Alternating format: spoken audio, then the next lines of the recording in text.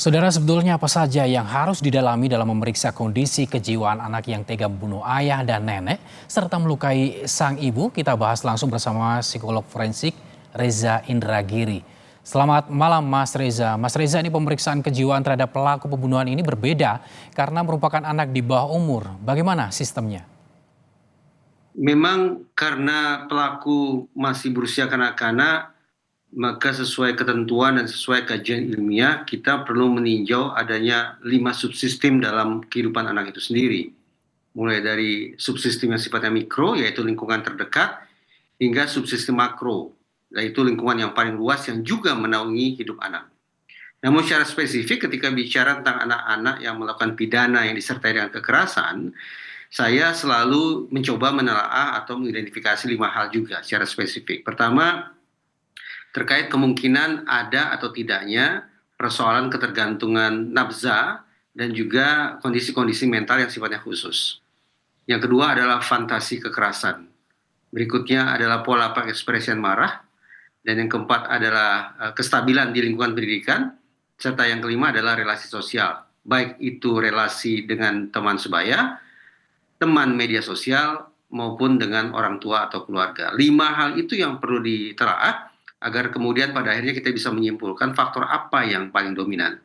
Kendati hitung-hitungan di atas kertas, kalau mengacu pada sekian banyak studi, yang paling dominan menyebabkan seorang anak melakukan tindak pidana adalah faktor relasi sosial, yaitu pertemanan yang salah, serta relasi yang tidak begitu hangat, penuh dengan konflik antara anak dengan orang tua. Apakah itu juga berlaku pada kasus ini? Sekali lagi perlu ditelaah.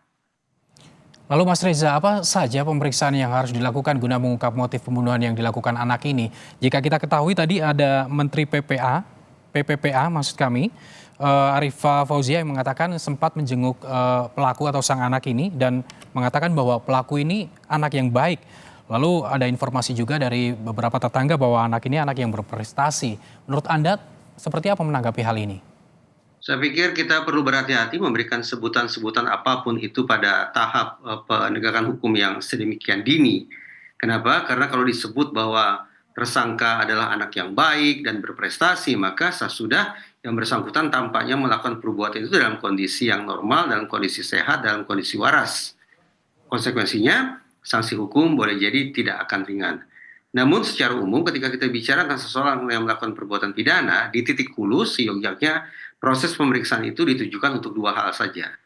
Pertama yaitu untuk menakar fitness to stand trial, yaitu apakah yang bersangkutan waras atau tidak waras.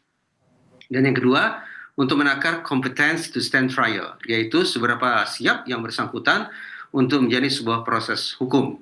Nah, sudah barang tentu hanya mereka-mereka yang dianggap fit alias sehat atau waras atau normal, serta mereka yang dinilai kompeten, artinya cukup punya kecakapan untuk berproses hukum, maka mereka inilah yang proses hukumnya akan bisa dilangsungkan sebagaimana ketentuan yang berlaku. Sementara di titik hilir, ketika dilakukan pemeriksaan ulang terhadap yang bersangkutan, tujuannya adalah pertama untuk menentukan kira-kira program rehabilitasi atau program pemasyarakatan seperti apa yang patut dikenakan kepada pelaku, di samping juga untuk menakar seberapa tinggi resiko yang bersangkutan untuk mengulangi perbuatannya alias menjadi residivis. Mas Reza, tadi Anda menyebutkan bahwa memang ada tahapan atau mekanisme yang harus dilakukan untuk memeriksa psikologis pelaku ini. Namun saat ini polisi menyebutkan bahwa anak ini dalam kondisi trauma. Dengan kondisi tersebut, apa yang bisa dilakukan aparat polisian? Ternyata bukan hanya korban, tapi seorang pelaku kejahatan, apalagi pelaku kejahatan disertai dengan tindak tanduk yang sedemikian kejam bisa juga mengalami fase keterguncangan batin. Oleh karena itu, sudah sepatutnya kepada tersangka yang diketahui dalam kondisi terguncang, seyogyanya pemeriksaan tidak dilakukan secara tergesa-gesa. Kontak-kontak atau interaksi sosial sepatutnya dibatasi. Termasuk saya tidak memandang bahwa pertemuan dengan menteri patut untuk dilakukan pada tahap penegakan hukum seperti sekarang ini. Seyogyanya sekali lagi menurut saya kontak sosial atau interaksi dengan siapapun seyogyanya dibatasi, diberikan kesempatan kepada tersangka untuk menstabilkan terlebih dahulu kondisi batinnya, baru kemudian secara perlahan pemeriksaan lebih lanjut bisa dilakukan dan interaksi-interaksi sosial lebih luas juga bisa dibuka kemungkinannya. Artinya butuh waktu berapa lama untuk melakukan pemeriksaan kepribadian anak yang berhadapan dengan hukum ini? Setiap anak memiliki ego strength alias resiliensi alias daya lentingnya masing-masing. Ada anak yang bisa cepat pulih, ada pula anak yang membutuhkan waktu lebih panjang. Ada anak yang bisa mengandalkan dirinya sendiri untuk pulih, ada anak yang membutuhkan bantuan orang lain termasuk profesional agar bisa kembali ke kondisi semula. Jadi tergantung pada masing-masing anak dan sudah barang tentu lewat pemeriksaan akan bisa ditakar dari waktu ke waktu tentang seberapa jauh anak ini sudah mengalami proses pemulihan sehingga siap untuk menjalani proses pemeriksaan.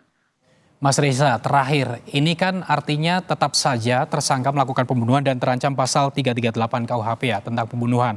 Lalu hukumannya nanti akan seperti apa karena pelaku ini masih di bawah umur, Mas Reza? Normatif sesuai dengan Undang-Undang Sistem Peradilan Pidana Anak, sekejam apapun, sekeji apapun, sebrutal apapun, sejahat apapun anak melakukan perbuatan pidana, hukuman maksimal hanya 10 tahun. Namun sebetulnya sudah ada jurisprudensi dari Pengadilan Negeri Penajam Pasar Utara Kalimantan Timur beberapa waktu silam. Bahwa ketika menyidangkan seorang anak yang melakukan pembantaian, pemerkosaan, dan pencurian terhadap satu keluarga di daerah Penajam sana, ternyata majelis hakim keluar dari peraturan perundang-undangan. Alih-alih menjatuhkan hukuman maksimal 10 tahun, sebagaimana tadi saya sebut, majelis hakim pada perkara itu justru menjatuhkan hukuman 2 kali lipat lebih berat, yaitu 20 tahun. Dengan pertimbangan beragam antara lain untuk mendekatkan putusan itu dengan harapan akan keadilan dari keluarga korban, serta juga hasil penghayatan majelis hakim terhadap kegelisahan, keterguncangan, ketakutan, kesedihan yang dialami oleh masyarakat setempat. Baik, terima kasih Mas Reza Indragiri, psikolog forensik telah bergabung bersama kami di Kompas Malam. Tentunya kita berharap pemeriksaan dilakukan aparat polisi dengan pendampingan dan serta segera diketahui apa sebetulnya motif di balik pembunuhan ini. Terima kasih Mas Reza, selamat malam.